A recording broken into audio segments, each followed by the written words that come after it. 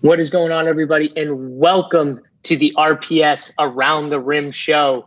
I am your host, JSU, again, coming in, and I'm bringing back my boy, Big T. Big T, what's up, brother? What's going on? Yeah, I'm happy to be back on the NBA show today. I transferred over to the old baseball version yesterday. Didn't have much success because I recommended the friggin' Marlins, and they didn't get the job done for me last night. But I'm happy to be back with my boys, too, the AP, frickin' JSU, the two NBA legends. And we got my Nuggets on the slate, so it's always a good thing when we got my Nuggets on the old slate. Yeah, exactly. We know where you're going to go with that. We know you love your Nuggets. Coming off that dub, too. Coming off that dub the other day. 6-point dogs. We said on the show they'd win outright. They won outright. You and Hooper on the Denver side. Hate to see Mangone on the opposite side of you guys after that. Mangone, hate to see it. And then he's playing freaking Matt Kemp chalk in baseball. I mean, Mangone, come on, Mangone. Matt Kemp. Let's not even get on Matt Kemp right now. And AP, what's going on, brother? What's going on, guys? Yesterday was fun. I made such a donkey move. On the show we were talking about, or I guess I was talking about how I was going to fade the Bucks game, and last second I moved off the Miami value plays for exposures to the Bucks side, and that was just such a painful move, especially with Jimmy Butler getting ruled out. I mean, if we had that news to begin the day, it would have been such a different situation, but it happens, mistakes are made and we move on. We got an awesome slate today. So it is what it is. Yeah, we do. We got a nice 6-game slate. Playbook should be up. If it's not up already, it should be up already on the site, though, at RPS. So if you haven't got over there, make sure you get over to Run Pure Sports. Check that out. Sign up. Use the promo code Join the Movement if you haven't already. And subscribe to the YouTube channel. Hit that subscribe button and hit that thumbs up. Let's get these likes. We want to get, over 100 likes so we can give out some gear. So let's hit that thumbs up. But boys, let's get into this slate. I really like this slate today. I think there's a few different routes to go when lineup construction, but we're going to start with the Memphis Grizzlies versus the Utah Jazz. Memphis obviously loses one of their top guys in Jaren Jackson, a young guy, but really talented guy. Did a lot for them. Especially like scoring, stretching the floor, that's a big loss for them.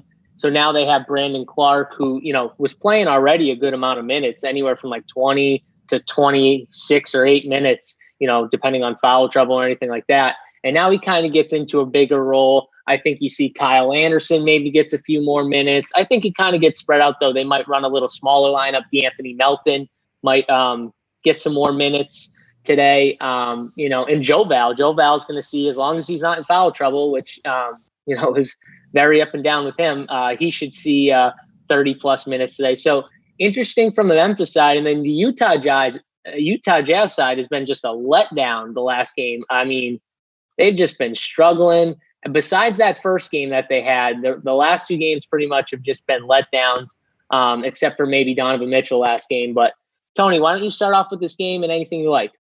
No, so I mean, I'll take it even a step further with Utah. Like I said it on the last show we did, I thought they sucked the first game. They played who'd they beat the first game? Let me look it up. But they beat some bad team like the Nets or somebody, right? Let me pull it up. Go to AP real quick while I look this up. So Tony, they played New Orleans the first game.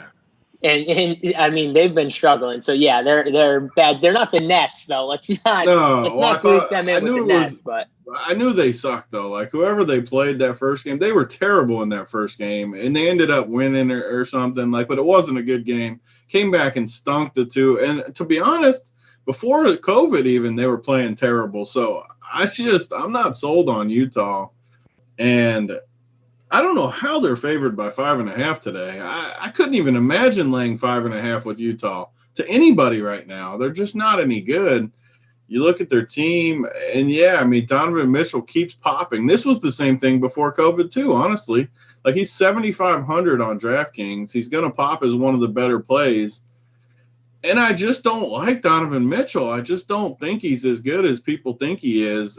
Clarkson was terrible the last couple of games after he crushed.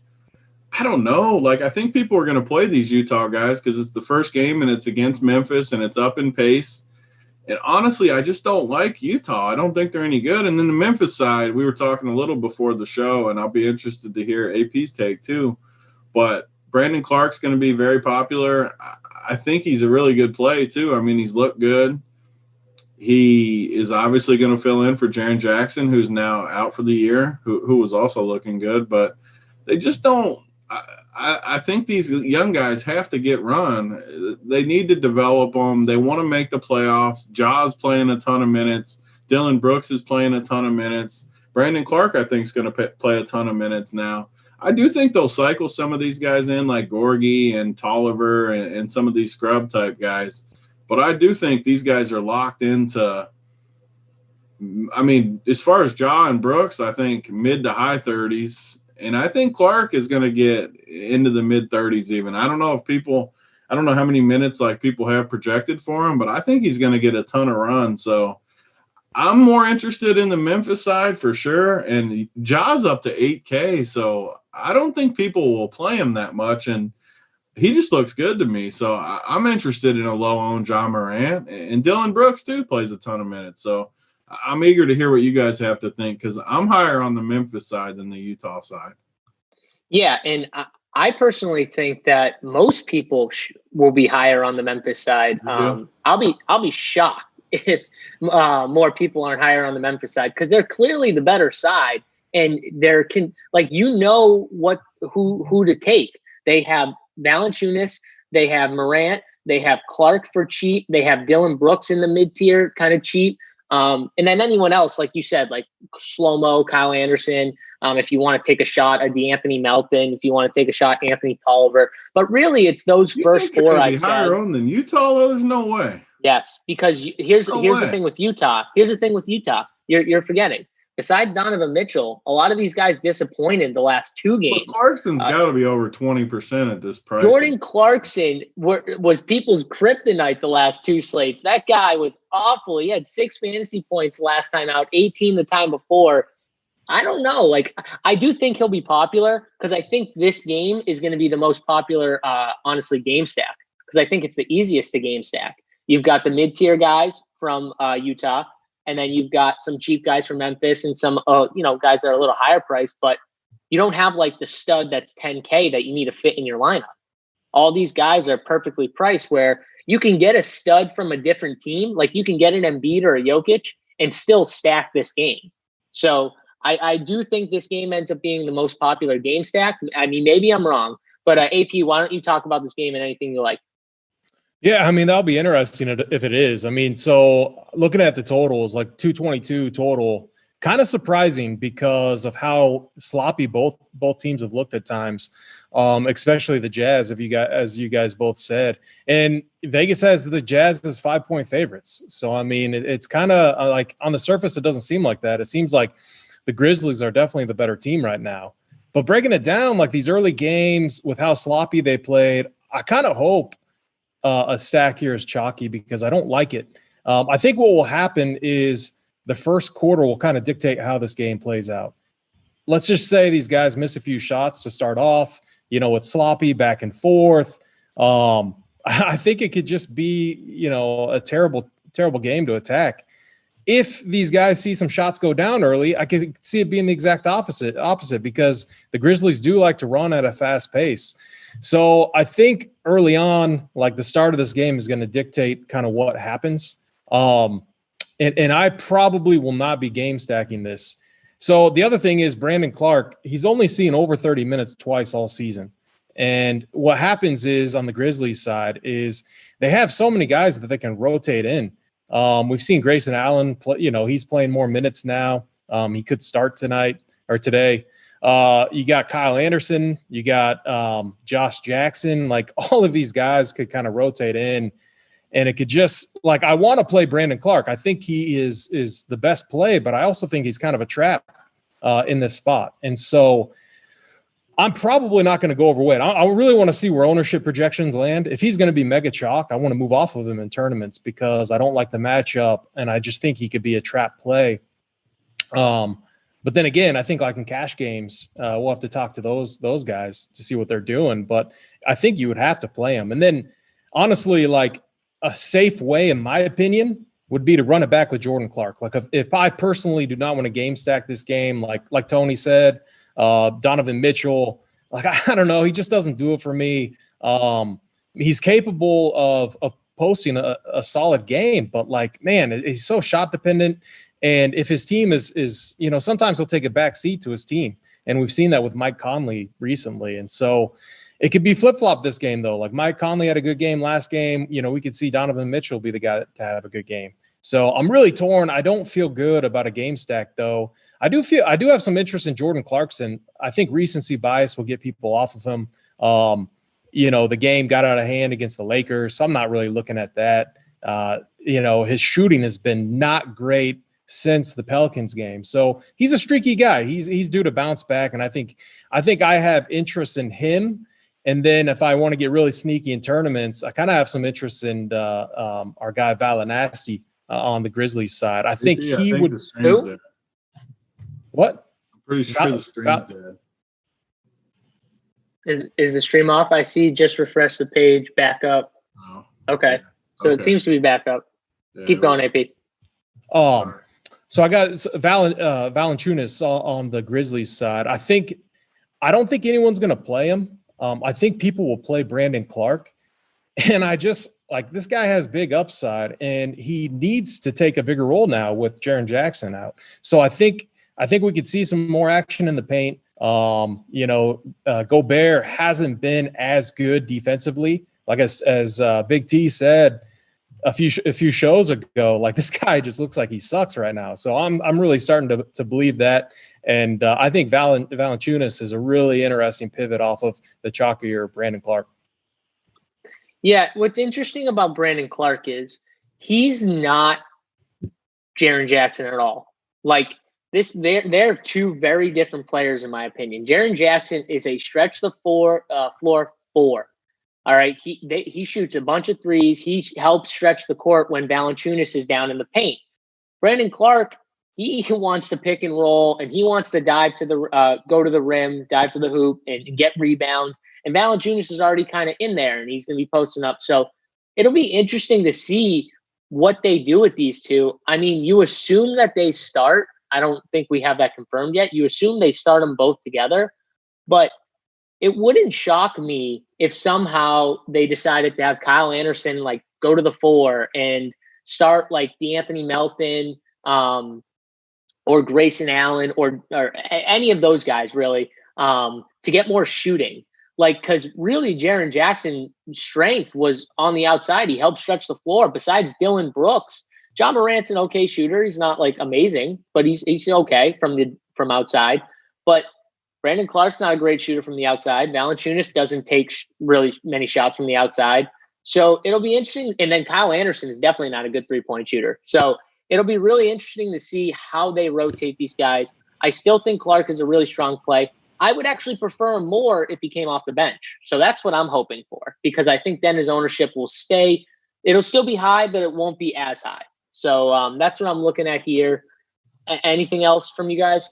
So, you made a good point. They're going to be lacking shooters. I mean, honestly, you could see a Josh Jackson troll game. I mean, you could. Like, I know you're probably laughing at that, JSU, but it wouldn't surprise me at all. Shooter? Josh Jackson. No, I mean, I'm not saying he's a good shooter. I'm saying he likes to shoot, though. Yeah, you're not wrong about that, man. He definitely likes to shoot. I'm with you there. To me, it just seems like, Grayson Allen would make the most sense from a shooting standpoint because they don't have many shooters on the bench. Like Dylan Brooks is going to jack up a ton of shots. Tony, can we agree with that? Yeah, I mean, so Dylan Brooks. So I played him last time out. He was a pretty good play. Let's just pull up his numbers real quick. I mean, he's played 35, 36, 32 minutes basically. Been pretty solid. I mean, he shot 16 shots, 20 shots, 13 shots. That's a lot of minutes and shots. And his price really doesn't – he hasn't had a game either where he's exploded like he's made. I mean, he's been 6 for 16, 7 for 20, and 5 for 13. So he hasn't even shot 40% in a game yet, which, sure, he's not the greatest of players anyways, but the point being, he's getting a ton of shots. If he gets hot and makes a few shots, he could have a monster game because he's going to play 35 minutes without a doubt, maybe even more. Memphis wants to win. I think he's a really good play. I think all three of these young guys are. That's my opinion of the game. I think Ja, Dylan Brooks, and Clark get extended run and have big games. I'm definitely higher on them than I am the Utah side, but I guess my run back is my issue. Like AP said, he likes Clarkson. I like Clarkson, but man, I hate Donovan Mitchell. I hate Gobert. I hate everyone on the team except Clarkson, and Clarkson worries me though with minutes. So you're the 100K man, AP, or I mean JSU. That was the needle. I didn't even mean the needle as far as the comeback. That wasn't an intentional needle even. But do I have to run it back? You can both even answer me. Yeah, I mean, for me, I don't think you have to because there's so many guys that they have really from the guard situation that you could see a scenario where they all do a little, no one really goes off, right? And they just kind of like, they're okay. Like you could have had one of them, but I don't think it's going to kill your lineups to not have them, if that makes sense. One guy who's really interesting to me, I mean, Royce O'Neal, he's had 2 very active games. Now, one game he was subpar against OKC, but remember, they were getting blown out. He's 5K. He's a good rebounder. He's not a scorer or anything like that, but I think he's in play too. If you need a forward's lacking in depth, in my opinion, on this slate. But one other scenario I want to bring out before we get away from this game. I forgot about this. I mean, I think it makes more sense they start Anthony Tolliver than Brandon Clark. I think that they end up. This will come out.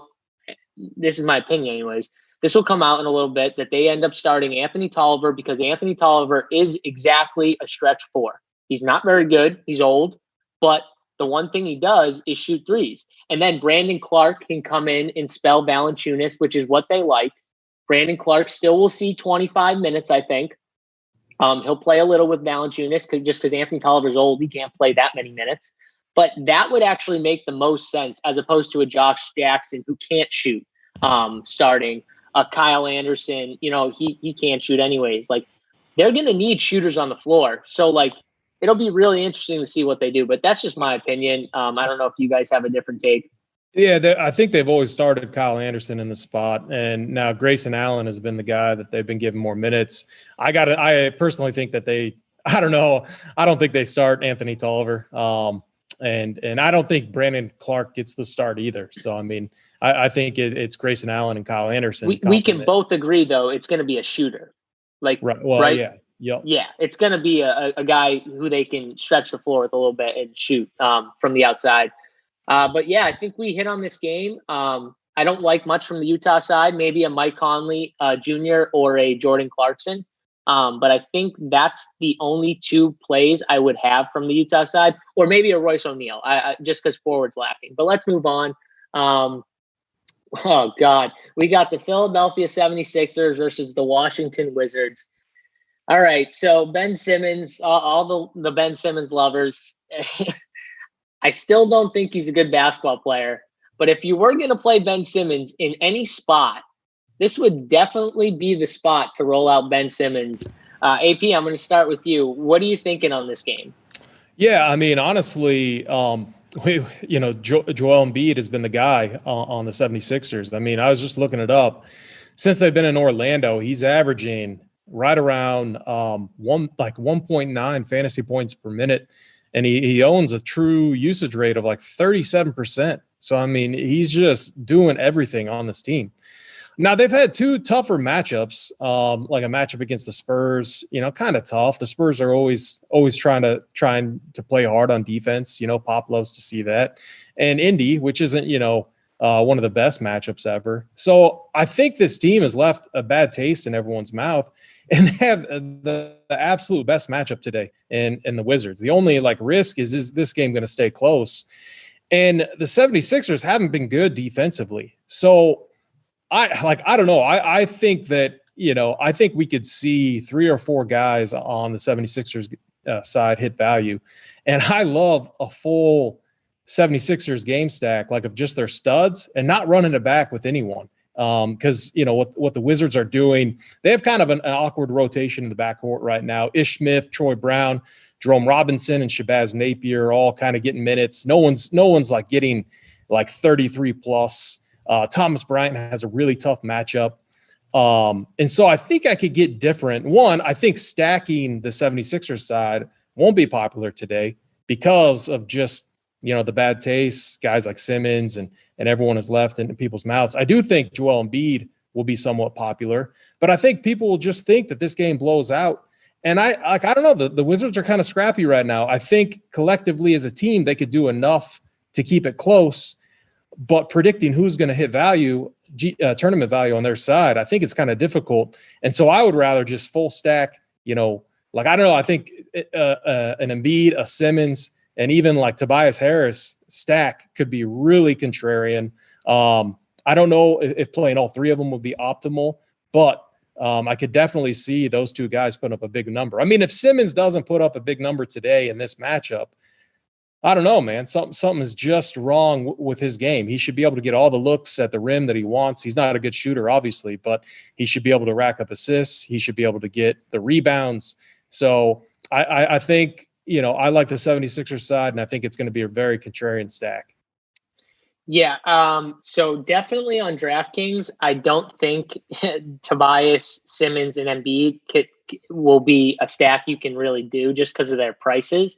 But I think on FanDuel, on FanDuel, we can talk about that stack because Tobias Harris is 6,900, Ben Simmons is 8K, and Joel Embiid is 9,500. You could make that stack work on FanDuel. So I think on FanDuel, I love that idea of stacking it up and really not bringing it back with anyone from the Wizards side. I'm kind of with you on that point because, man, these guys all have tough matchups, and they're all at a price now. We were getting Troy Brown at a discount at 4,500 on FanDuel, at 4,800 on DraftKings. Now they've priced him up. Ish Smith, very tough matchup because Embiid down low. It's going to make it harder for him to drive. And these are solid wing defenders he's going to go up against too.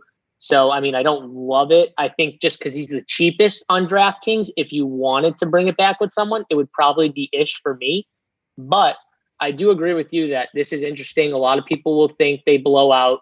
But this is an easy smash spot for Embiid as well, and Simmons. They should both get there. But, Tony, what are you thinking on this game?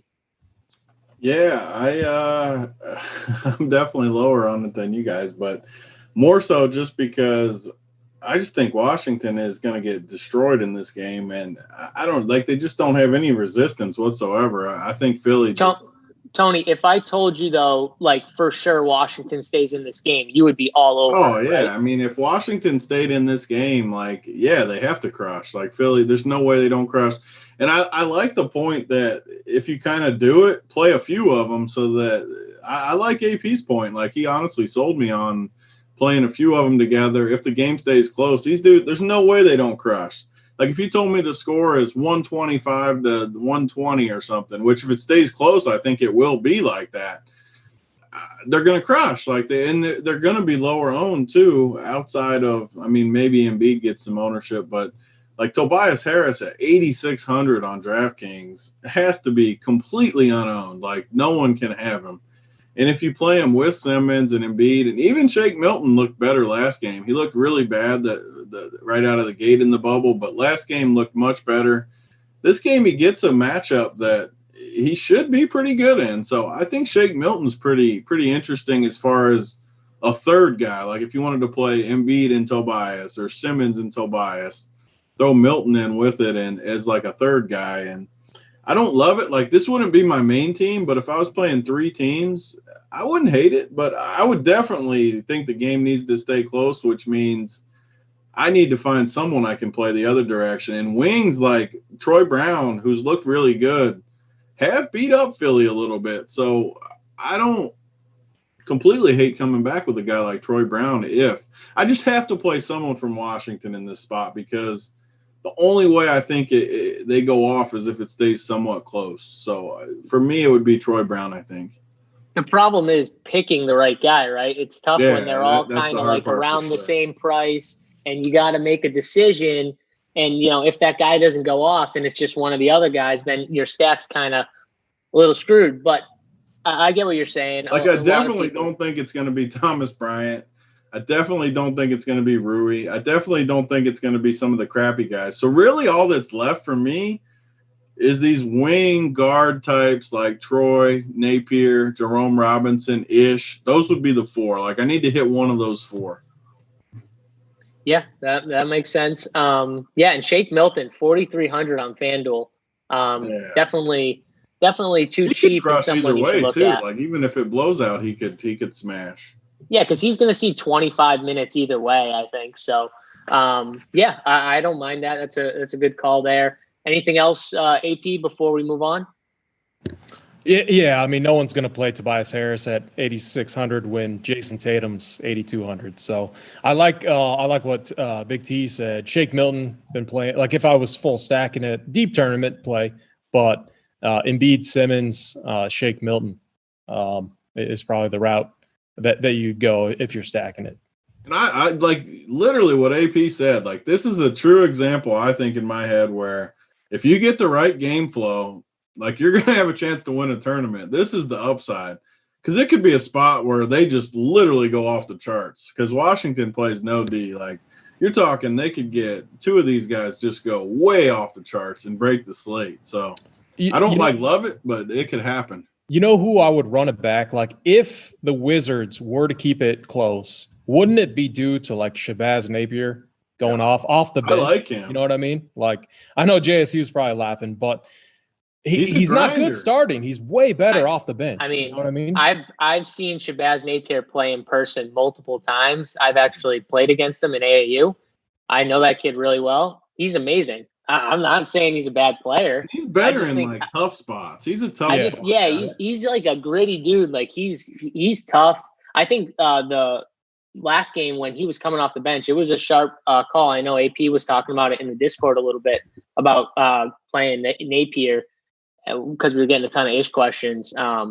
Yeah, I mean, I have no problem with Napier. The problem with me is I just worry about, like, I feel like you're playing a game of, like, you know, like roulette. Like, you're just trying to find the right person. And to me, unless you're making 150 lineups, like, that's tough. Like, if I was making 150, yeah, I'd have a bunch of these Philadelphia, Washington stacks, and I'd rotate. Like, I'd have the 4 guys that you talked about from Philly. I'd rotate 3 of them, and I'd have like Troy Brown, Shabazz, and maybe Ish. And I'd rotate, you know, 1 guy on each of my stacks, and I'd rotate a few of them so I get a bunch of combos like that.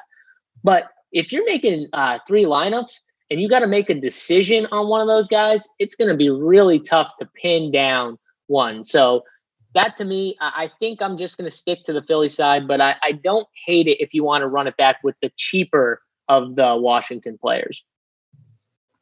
Yeah. I think all right. Let's move on. Yeah. JSU used to play basketball back in the day. That was the sport I played. Was okay, not amazing by any means. My team, I think we lost. Shabazz Napier's AAU team was one of the best teams in the state. They were the best team in the state, and they went to nationals. And I know they were like in the top 5 or 10. They were amazing. Every single kid could dunk on their team. They beat us, I think, 90-35. So they were just amazing. They had all Division I all Division I guys. Every single player went Division I. But yeah, their team was amazing for AAU. But let's move on. We've got the Denver Nuggets versus the San Antonio Spurs. Big T's Nuggets. We're gonna have to start with Big T on this one. Tony, everyone got off MPJ last game. Me and you had him like in our cores. We had like he was 4,100 or whatever he was, and he went off. Like he showed the upside of Michael Porter Jr. Now he gets the price bump from showing that upside to 6,200. He gets a $2,100 price jump on DraftKings. What are we doing with MPJ specifically to start? I mean, can we go back to him even at that price? Yeah, so I mean, obviously we need to pay attention to the lineup. I don't think we've seen Jamal Murray news yet. Maybe you guys have heard something, but I'm assuming they just rest him again and kind of roll out the same team just because they don't need to push. I mean, they're one of the teams that's not really playing for anything. It doesn't really matter where they end up. They just want to get a good game flow. And I mean, MPJ, we've said it all year, but I don't know how Malone hasn't tried to develop this guy more because he is just an absolute specimen out there. I mean, he's legitimately like top 10 in the NBA talent, just talent. I'm not saying that he's there, obviously, but if 5 years from now I told you he was a top 10 player in the league, I don't think anyone would be surprised if he develops because he's got a 7-foot wingspan. He can shoot threes. He's got length on D. I mean, he gives you everything. He can rebound. He showed us 50-point upside last time. The Spurs don't really have anyone that can handle. I mean, no team does. The dude he's like a Kevin Durant light type play where he can do it all for you. So, of course I like him. I can't wait to play him. I'm glad the price went back up. I do want to see the lineup, of course, just to make sure like some of these guys don't sneak in there, Jamal Murray or whoever could sneak in there. But either way, I hope he's lower owned. And same thing with Jokic. I mean, I think he's just a way better play than Embiid and some of these other guys. We keep getting all these teams in the same slate where I wish we could get the slates mixed up where like last night we get all the studs, even though they let us down a little bit. Tonight we kind of go back to the second tier studs where LeBron and AD, like they're good, but I don't get as excited about them in these spots as I do like last night with those studs. So Jokic is going to be my favorite guy again in that range. I'm still Monte Morris had a good game last game, but I'm still lower on him. I just don't think he has the usage I want, especially now that he's priced up a little bit higher. Bol got no run, but it was because they were playing good. I still think one of these games he could do something, but I got to get off of him. I can't even play him on my 150. He's just not getting enough run. It's stupid to run him out there. So for me, I mean, it's narrowed down a little bit finally for the Nuggets. I've been playing a bunch of these guys. I think for me, it's just Jokic, MPJ, and you got to have Millsap in there too, just because he's getting the run. He's solid. Like I don't think he's got the upside the other guys got, but I do think he has a really nice floor. I think he gets you in the low 30s. I feel good about him. I mean, maybe you throw a flyer on Jeremy Grant, but Torrey Craig's 4K. You can't play him at above 4K. I mean, that's just a bad play. So, yeah, I mean, for me, it's just those three, I think. Jokic, MPJ are like close to locks for me as long as nothing changes, and then Millsap is a good play too. Yeah, I like that. If Jamal Murray were in, would you have a different take? Like, yeah, I'm not saying he's going to be in, but I don't think I'd play 6K MPJ if Jamal Murray. I know they don't play the same position, but Jamal Murray's going to take some usage. Whereas when he's out, like you look at the guys they got on the floor, they need MPJ to score. There's no scoring out there. So, yeah, if Jamal Murray's in, I'll definitely be way lower on. And I'll probably be a little lower on Jokic too, honestly. But I don't think Jamal Murray plays, though. Man, the Spurs are just playing terrible defense right now. They gave up 132 points to the Sixers last game. So look at their roster, though, and you'll understand why. Like, they don't have defenders really anymore. You look at they just don't have anything. So their best defenders are their two guards, White and Murray. And, I mean, even Murray, takes a lot of risks sometimes and goes for steals. But they're their two best defenders. They have no one to guard MPJ. Like, DeRozan's not a good defense. Like, he's not going to be able to guard MPJ. Like, I think MPJ can crash the boards easily. They don't have – Jakob Poeltl is the Spurs center. Rudy Gay is a small forward, really, that comes in and plays the four.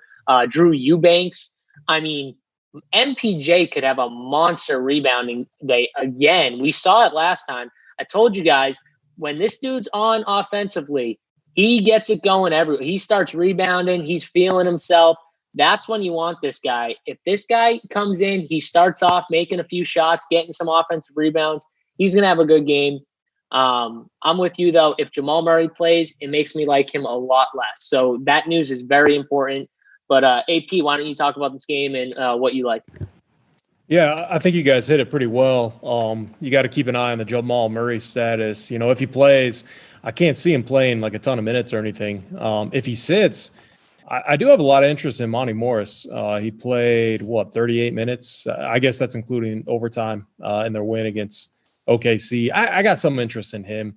The crazy thing, I was just looking at the Spurs 76ers game was like 130 to 132. No one hit in that game. No one hit 50 fantasy points, and only 3 guys hit in the 40s, and most of them were under 45. It was Philly against the Spurs. It was just a really weird game. When you think of like that high scoring of a game, you figure we would have had these guys just absolutely smash. So like the Spurs they're an awkward team. I hate playing them, and I try to avoid targeting them, but I do agree that Jokic, Michael Porter Jr., and Monty Morris are 3 of my favorite plays if I'm targeting that team. I have a lot of interest in Michael Porter Jr., especially if Jamal Murray misses. As Big T said, he's like the primary scoring option on this team, and the Spurs don't have anyone that's going to be able to guard him. And his price bump is just going to take people off of him. And so I love getting on those situations. And Jokic, massive ceiling, but he has a low floor at times too. It just depends on which Jokic shows up.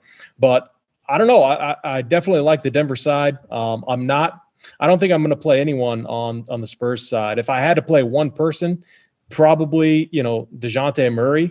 But if he's like, I'm showing like he's projected to be kind of chalky. So he's got such a short leash at times with Pop that I would rather fade a chalky DeJounte Murray. But he is a high fantasy point per minute guy when he's playing well. And I don't hate playing guards against this Nuggets team. So interesting spot for sure. I'm not really high on it. I do like Michael Porter Jr. though. Yeah, I would agree with you that I think if you're playing anyone from the Spurs, it's the 2 guards, Murray or White. And I would probably lean Murray, but I do agree with you. And shout out to Josh Boiler. Said, "What's up, boys? Just came here for he's working right now, but he just wanted to give us a like, and he's waiting for the core plays to come out in a little bit. So we appreciate you for giving us that like, Josh. And guys, if you haven't already, hit that thumbs up. We really appreciate you doing it. Let's get over, we're at 112 right now. Let's get to 150. We got 245 people watching right now. Let's get to 150. We'll give out some swag.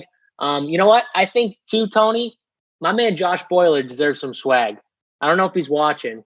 If we can find, if he must be in Discord. So if Josh Boiler watches this show or is still on watching before he gets back to work, hit up Tony. We're going to give you some swag for coming in. Hit that like button. We appreciate that, even though you're at work. That's some dedication right there, Tony. We love to see it. Oh, yeah. That's the best. That's the best. That's all we can ask for. It's a huge help, too. It gives us those likes. Didn't have to do it.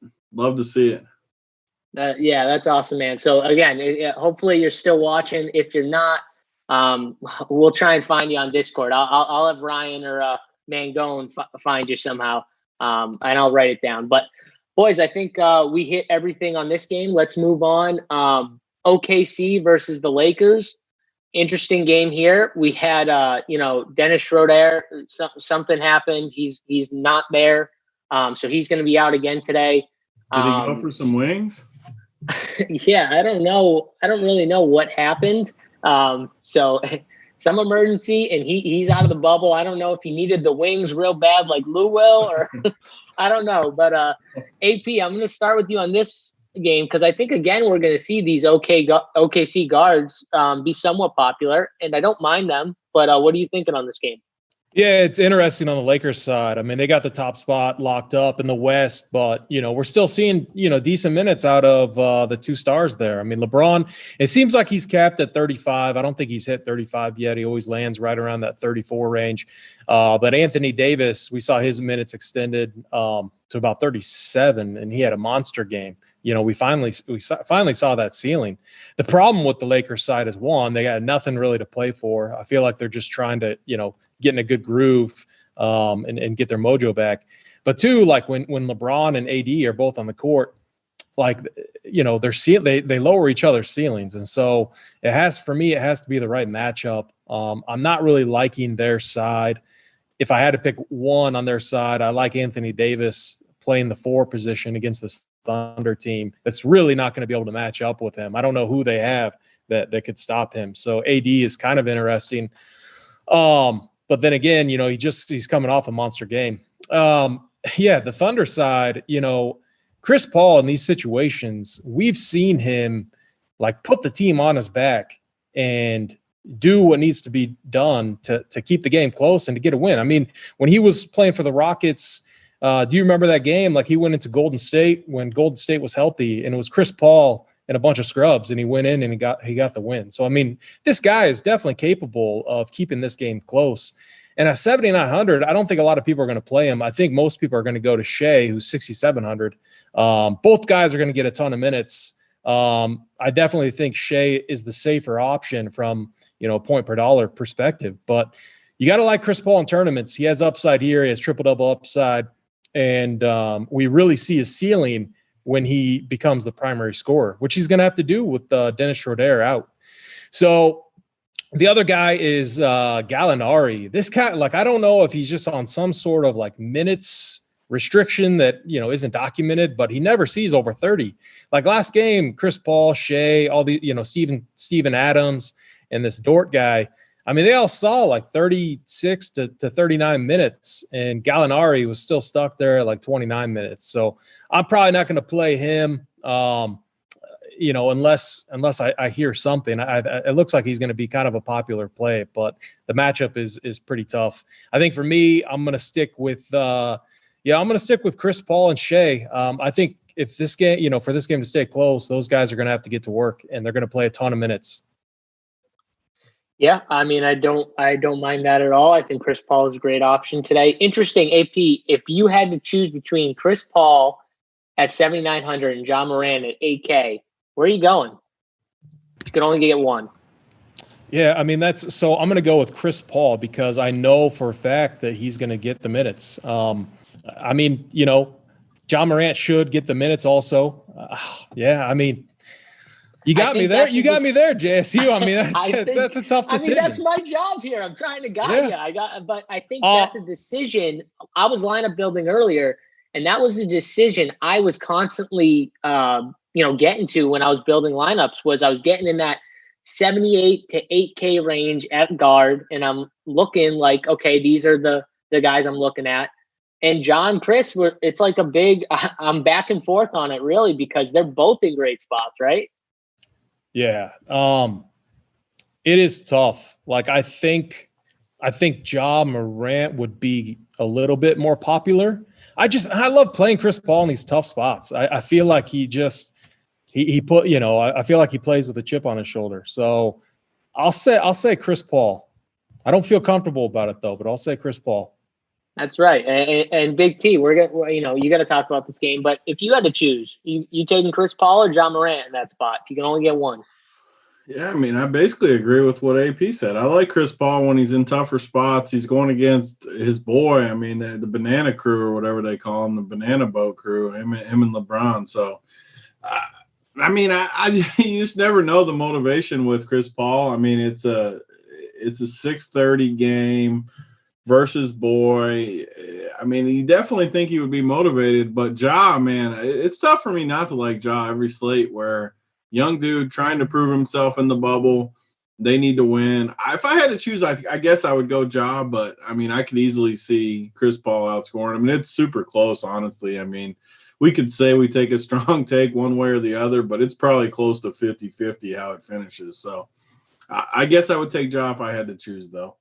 And, I mean, this game, I agree with what you guys said. I don't really have anything to add. I mean, Chris Paul and Shea would be the two guys from OKC for me.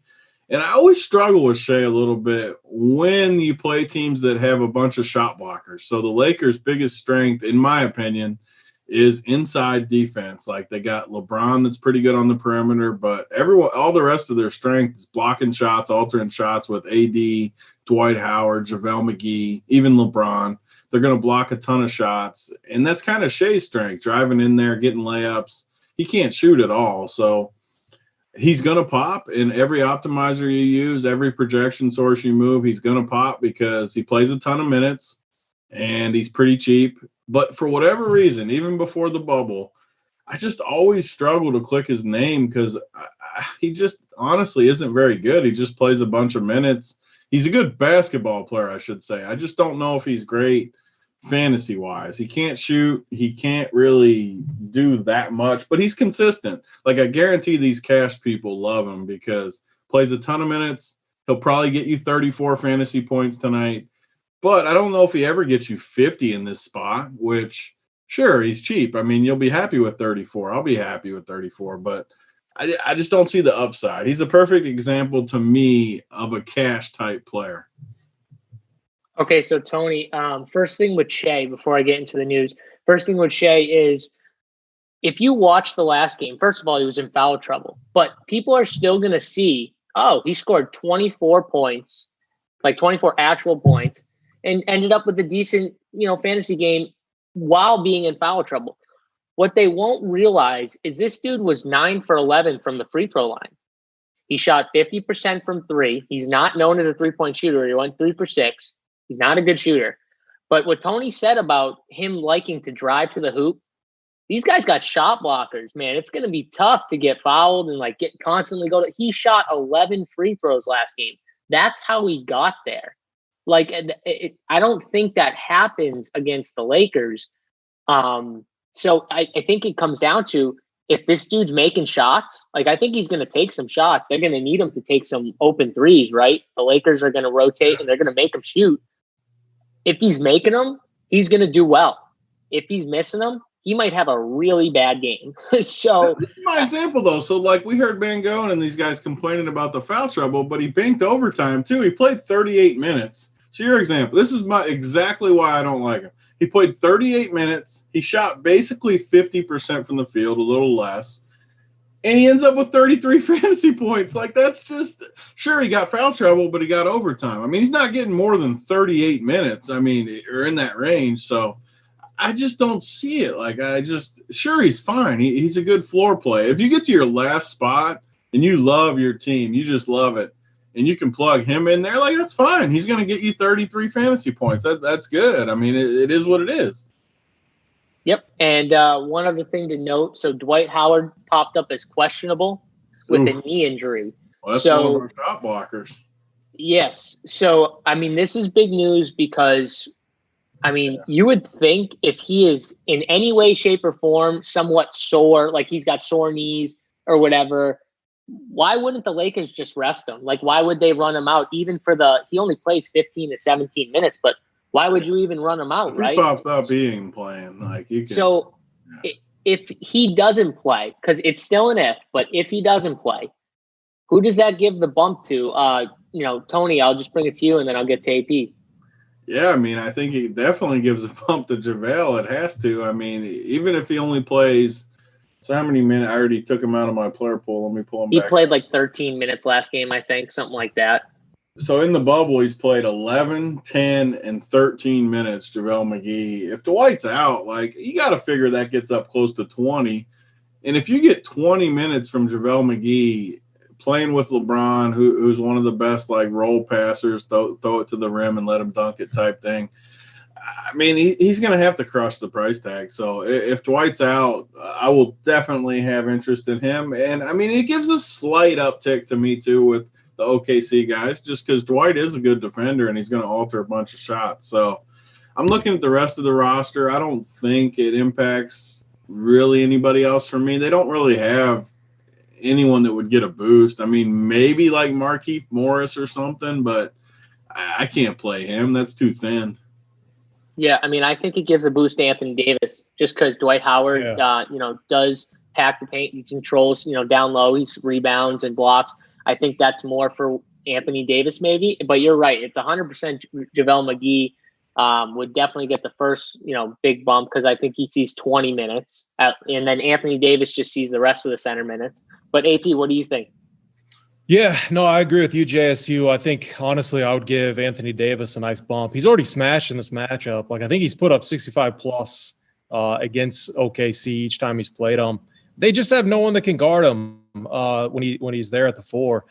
And I just, I 10-3, I'm starting to like AD a lot more, especially if one of the bigs sits. They just have nothing to play for, but at the same time, they're playing big minutes, so I'm not going to try to speculate and to try and predict, are they going to restrict them this game or not? I think, until we hear something. About it, though. I should clarify just because I really do worry that one of them sits today.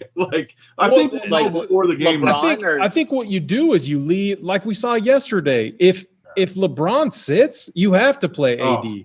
So you got to total that's lock, why I don't want mortal lock.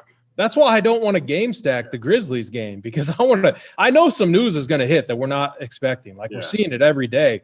I want to prioritize some of these other games over that just to keep, flexibility open. And so both LeBron and AD are probable.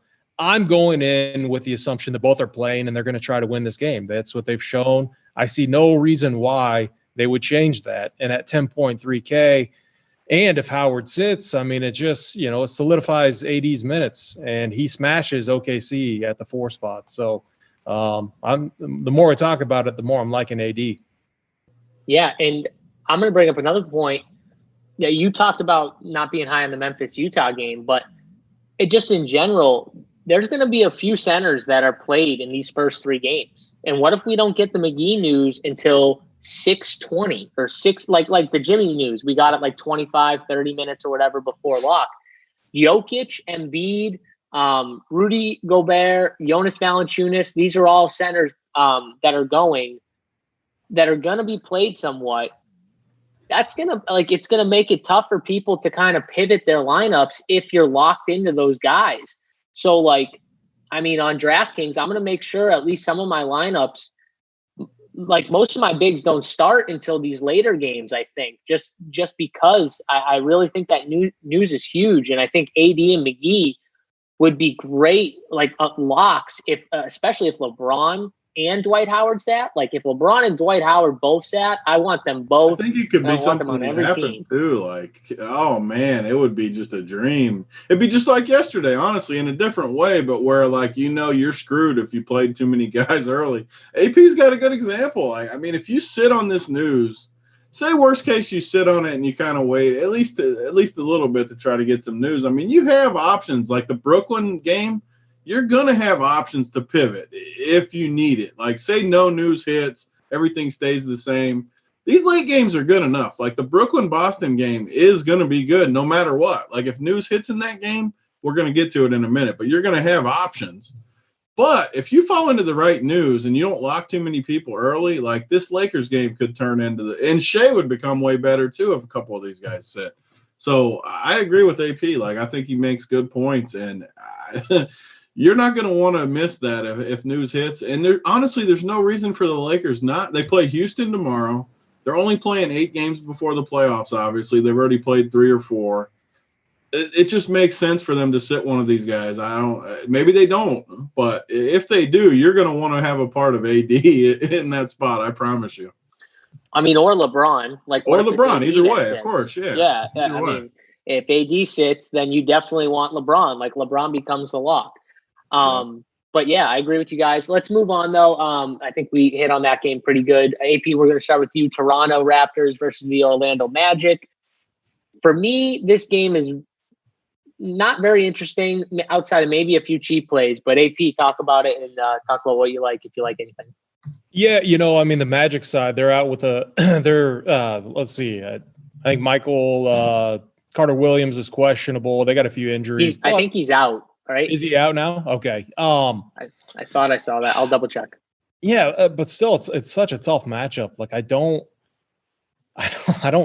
I hate playing, the Magic. Even like Vucevic yesterday, and what should have been a really good spot for him, he just underwhelmed. And it is what it is. I mean, I think, Evan Fournier, maybe 5.2K. I still don't love it. He's so shot dependent.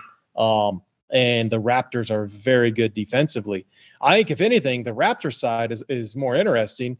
Lowry, Van Vliet, Siakam, these guys are playing massive minutes right now. Van Vliet is averaging like 40 to 42 minutes a game.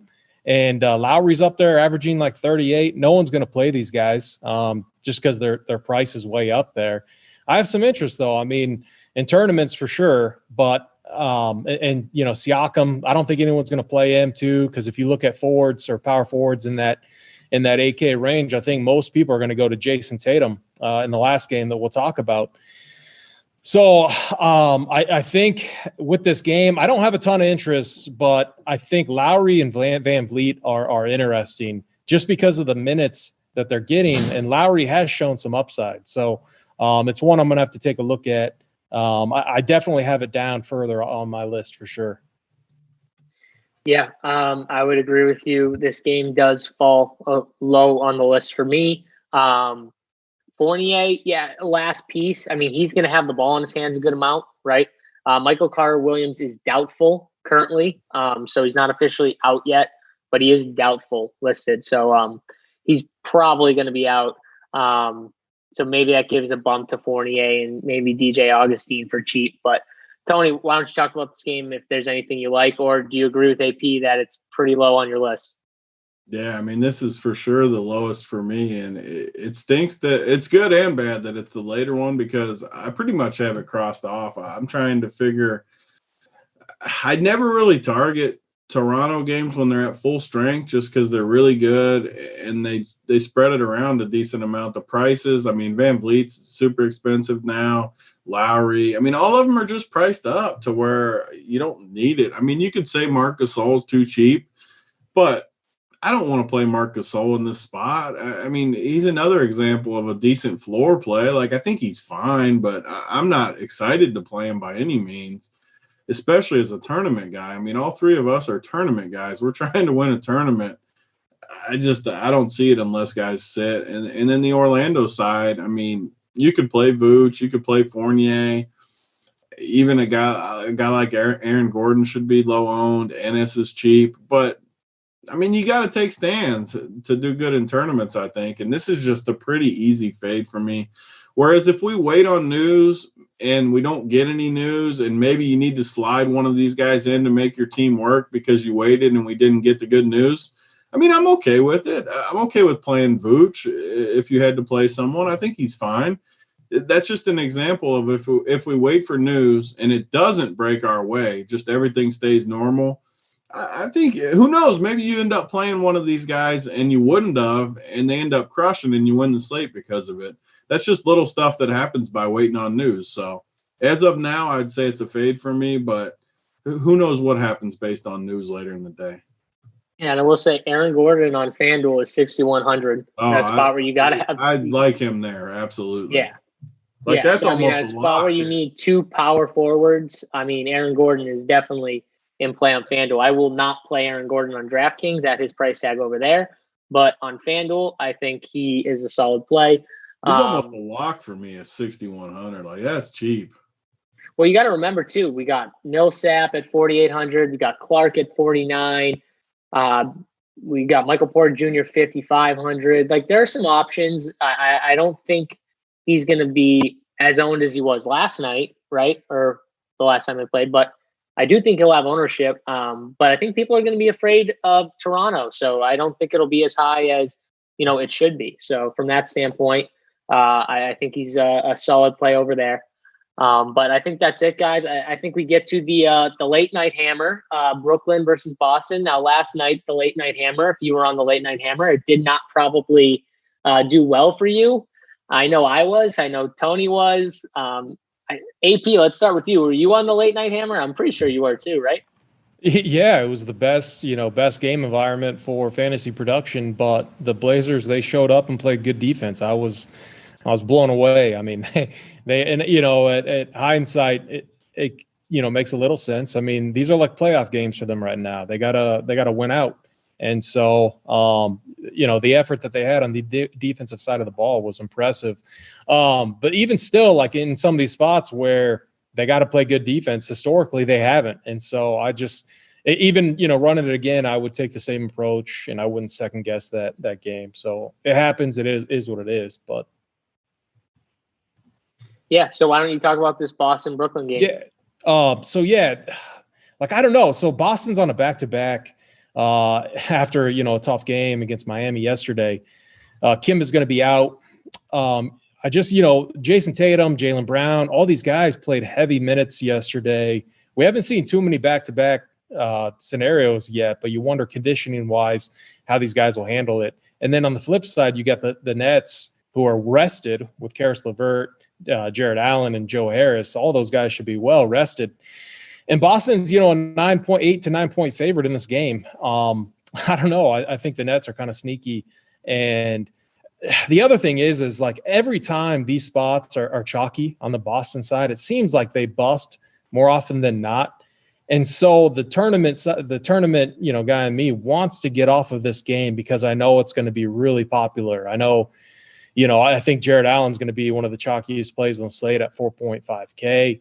He's a phenomenal play for sure, but we've seen him get into foul trouble. There's so many things that can come up, and it's not like the Celtics are the easiest team in the world to play against. And so I think in cash games, 3-max, whatever, I think you probably lock them in. But I think in tournaments, I think you could pivot off of them is kind of what I'm saying. Like 50%, 60% owned, you could definitely get some leverage there. You could even get leverage just by playing Karis LeVert, who, went absolutely nuts the last 2 times these teams played. I think it was that game where he scored just, 40 points or something in the second half for the fourth quarter. I mean, the guy just went absolutely insane. I think on the Boston side, it's pretty straightforward. In these spots where Kimba's out, Jason Tatum has been the guy that's popped. But still, you got, Marcus Smart that could take away offensive usage from him. You got Jaylen Brown in there. You got Gordon Hayward. I don't think it's like a complete lock of a spot. Like, he's a phenomenal play for sure. And I could absolutely get burnt in the spot, but I'm going to try to find ways to pivot off some of these chalkier guys in this game. Yeah. We are definitely on different sides on this game. I think that these Boston guys are really strong plays today.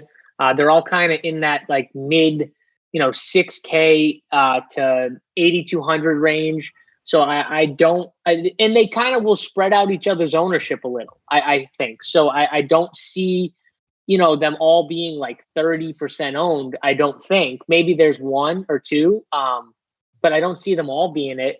Marcus Smart at 6,500, I think is a solid pivot off of a Jaylen Brown, who I expect to be more popular on Draftkings. Whereas on FanDuel, Marcus Smart's 5,800. I would expect him to be a little more popular over there at that position, shooting guard, where Jaylen Brown and Gordon Hayward are small forwards. So it's really interesting. I love the Boston side. I think they're a perfect team to kind of stack up.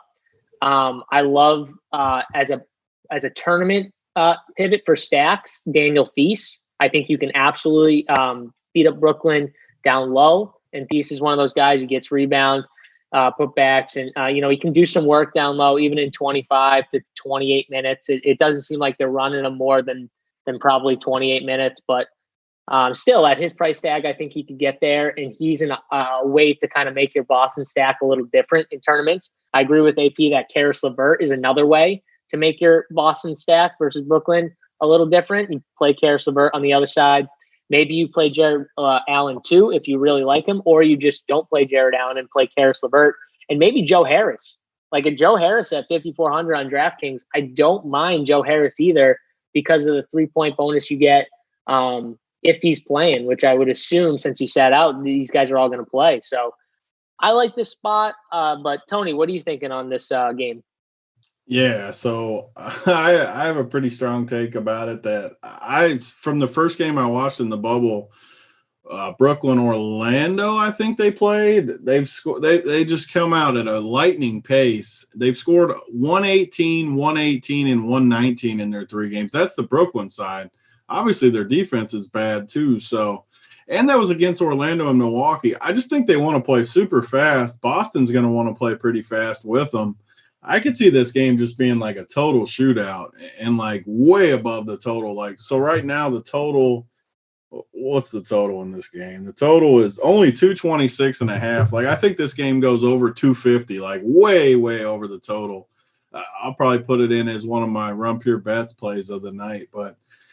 And I hate saying this, but with Kemba out, I mean, Brad Wanamaker's 3K, and I think he plays 26. Don't do it. Do what? Oh, God, he's so bad. Yeah, I knew you guys were going to hate it. So bad. He's so bad, but I think this pace is going to play into him, and he's going to get it moving a little bit. He's stoned, man. I don't know if I'll need him in price play, but if it gets me the world and it gets me Jokic and a few other guys I need, I like this game a lot. The problem is for Brooklyn, there's not that much besides LeVert and Jared Allen. I mean, I don't know what else I would need. I mean, I'm looking – I don't want to play Joe Harris that much. I guess if he gets really hot like he has in the past, he could go off. But the price tag feels fair to me. So really it's just those two for me. And the good news is I do really like them both. Like AP said, LeVert went nuclear in a matchup like this. Jared Allen almost has to crush in this matchup as long as he doesn't get in foul trouble. And then the Boston side, it's kind of hard just because I feel like they legitimately have 7 guys that I could end up seeing in the winter, going down to even like a guy like Cantor. Like I could see Cantor getting a little extended run and dominating in a spot like this. So that's kind of the hard part for me, where if you're playing 1 to 3 teams, I don't know how to pick which ones I want, which is definitely something I struggle with because I like all of them.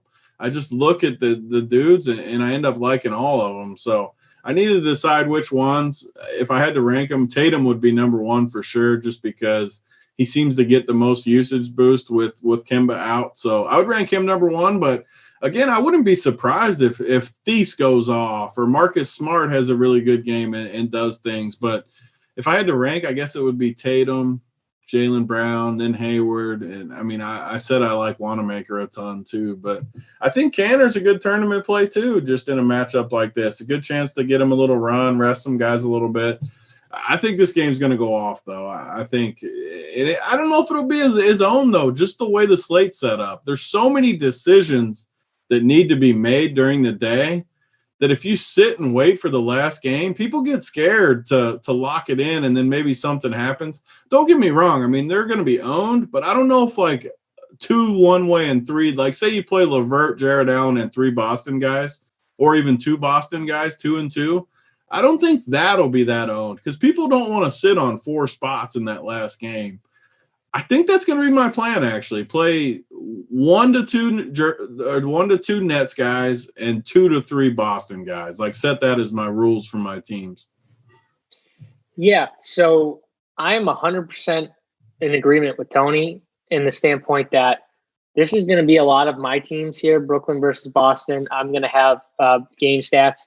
The way the slate is set up, like Tony said, the spend-ups that everyone's going to want to play, Embiid, Jokic, LeBron or AD, the Memphis Ja Morant, Valanciunas, these guys all go early.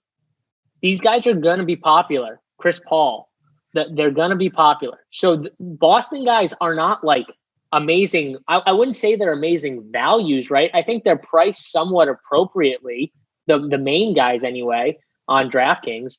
So I can't see if you have like a 5-man stack of this game and you have 3 Boston guys. I mean, like, I just don't think they're going to be as popular on DraftKings as maybe they will be on FanDuel. On FanDuel, they're too cheap, right? You got, like I said, Smart at 5,800. You got Jaylen Brown at small forward at 6,600. Gordon Hayward at 6,100. That's pretty much what they are almost when Kemba's in. Like that's, maybe a little price bump for Brown. But Tatum's like the exact same as he was yesterday, pretty much 8,300. He might've been 82. Like, I'm going to have multiple of these guys. And like Tony said, after last night's late night hammer failed everyone, I think. I don't know if people are going to want to sit on this game when you've got some decent games. Like the first 3 games, maybe even 4, are really decent games. Like they're not bad games to target, in my opinion. I think the only game that people are all in agreement mainly that they'll be somewhat lower on is the Toronto-Orlando game. But the first 4, I think, are fine. Like they're all good spots or decent spots. So from that standpoint, I don't think people are going to do like the Boston, Brooklyn big game stats for a bunch of their lineups. So that's my goal. That's what I'm going to do. AP, you have anything else to add on this game? I saw some news come in that I think Karis LeVert is now probable, and same with Joe Harris, probable. So I mean, it still sounds like they're going to play, but I mean, you never know. Is that's a downgrade, not an upgrade? Weren't they in, or were they? Right? They were never questionable, I don't think. I just think their status was remaining the same, basically. Never mind. Okay. So because I was thinking because they sat last game, maybe that was like an upgrade that they were probable. So their status just remains probable, which you got to think that they play. I see no reason why that they wouldn't. I agree with you guys. I guess I think it's going to be a little bit more popular. You tend to see that when a guy like Kimba is out. Like if you're running multiple builds, I love the way you're attacking at JSU, because I think the Boston side is more difficult to attack. I think Tatum's the safest play, but then again, you got Jaylen Brown, Marcus Smart, and Hayward, who all could go off, and Tatum could put up something like 38 or 39, which you're going to want more than that in tournaments. And so I think if if you got a multiple build process, it definitely is a game that makes sense to attack. Still, I think I'm going to try to find different, unique ways. Like I feel like a Thunder, I feel like a Chris Paul, Shea, plus Anthony Davis stack would be a little bit more contrarian. I think the 76ers onslaught stack will be a little bit more contrarian. And I don't think my upside is limited. Like if those games stay close and competitive, I think the upside is definitely similar to something like this. Yeah. I agree with you. I really think that you're playing on FanDuel. I think the Boston guys will be more chalky for sure. If you're playing on DraftKings, it's a little tougher to make that stack work, I think. And if we get value news like later in the day, like let's say Dwight Howard's out and maybe like one of LeBron or AD's out, like then you're going to want to be able to pivot, and having a bunch of guys from this game will help you be able to pivot in your lineup. So I do think if you're making, 3 teams, you definitely want to have at least one team. You want to have a game stack of this game, because I do like it a lot. But I think that's it, guys. We got over 150. We got 159 likes right now, Tony. So we got to give some swag away, I think. Yeah, let's get someone. AP, You want to pick them? Yeah. Let me pull it up. Someone in the chat. Yeah, find the lucky winner. Hopefully it's not someone that's already been picked. I think we're like if you've already been picked, let us know. All right. Corey Pooler. All right, Corey Pooler. Hit up Tony if you're in the Discord. Hit him up in Discord. Shoot him a message. He'll send that out to you. If you're not, hit him up on Twitter at BigT44. But yeah, I mean, let's we'll finish out with our normal. Let's give them, one of our favorite plays, not like one of the top guys, one of our favorite plays that we like outside of, the main Jokic, Embiid, Anthony Davis, LeBron, all those guys. Tony, I'll start with you. Yeah, so I think we gave pretty much all our takes. So everyone knows where I stand. I always like to throw some crazy guy out. I can't even believe I'm saying this, but I really like Wanamaker tonight. Like, I think he smashes, and at 3K, I know you guys are gonna laugh at me. That's what happens. Like, I like getting laughed, but I honestly feel really good about him. I know people are gonna make fun of me for it, but it's gonna be fast paced. I think he plays close to 30 minutes, and I honestly think he crushes. Gets like 25, 30 fantasy points for 3K. So, yeah, I can't do worse than Bol Bol. So that's the good news. That is true. AP, today, give me someone I can play, please. First of all, though, before I even do that, if Bol crushes today, you will see the most tilted Big T ever because I've been so excited about him, and I'm finally not playing him. If that man comes out and strokes threes and gets blocks, I am going to be one sad puppy. So that would be Michael Malone getting back at both of us for making fun of him every single time we're on a show because he is just the worst. But yeah, I would agree with you. That would be actually really funny if Bol ends up seeing like 25 minutes somehow and just does amazing. But AP, give me someone I can play, please. Yeah, I'm really between Chris Paul and Shea. I think I'm going to say Chris Paul. But I do think that Shea is going to get it done for all the cash guys out there, and to tilt some of our tournament guys, tournament guys. But Chris Paul, man, I think he is going to put up. I want to say like 55 plus, and I think that game's going to stay close. And I like the idea of running it back with AD. Yeah. Okay. I don't mind the Chris Paul side. For me, I'm going to give you a shot. I really think Daniel Theis has a strong game in this matchup against Brooklyn. I like him. I like him as a pivot at 5,200. Here's another guy. If you like AP's take on maybe fading Jared Allen, he's $200 less than Jared Allen on DK. He's $5,200. I think on FanDuel he's like 55. I don't think people are going to play him. They're going to see, he didn't do that great in the last 2 games. He had 21 and 20 in the last 2 games. But honestly, this is just such a good matchup. If you look at centers against Brooklyn, it's just they smash. And if Theis gets 25 to 28 minutes, I think he could have a double-double, and I think he could outdo his price and smash. I'm going to say Daniel Theis gets it done. I like him. Can I tweet out these nuts when he does good? Oh, absolutely. Absolutely. I'm in, I like that. Yeah, I mean, that's a take right there. But guys, we're going to get out of here. We're going to have those core plays up in a little bit, so we got to get going on that. So get over to Run Pure Sports. If you haven't already, check this out. Promo code Join the Movement, get 20% off.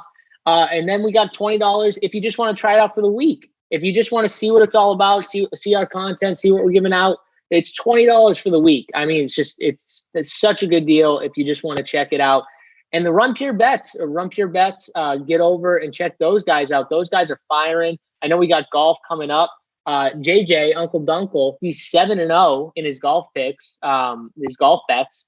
So get over and check it out. He is straight hot with the golf bets right now. So get over to Run Pure Bets. I just want to know when AP's going to get us some NBA total winners on this freaking Run Pure Bet spreadsheet. That's what I want to know. We might get a few up. I got a few I like today.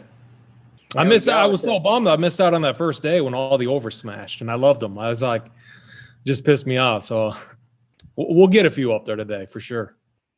There you go. So you're going to get some AP. Big T will be firing over there as well. He had 14 bets up last night. I already got 5 up for today. During the show, I added 5 as we talked about the games. There you go. He's already added 5 plays. So get over and tail Big T if you want to. But again, guys, we appreciate you hanging out. For me, JSU, Big T.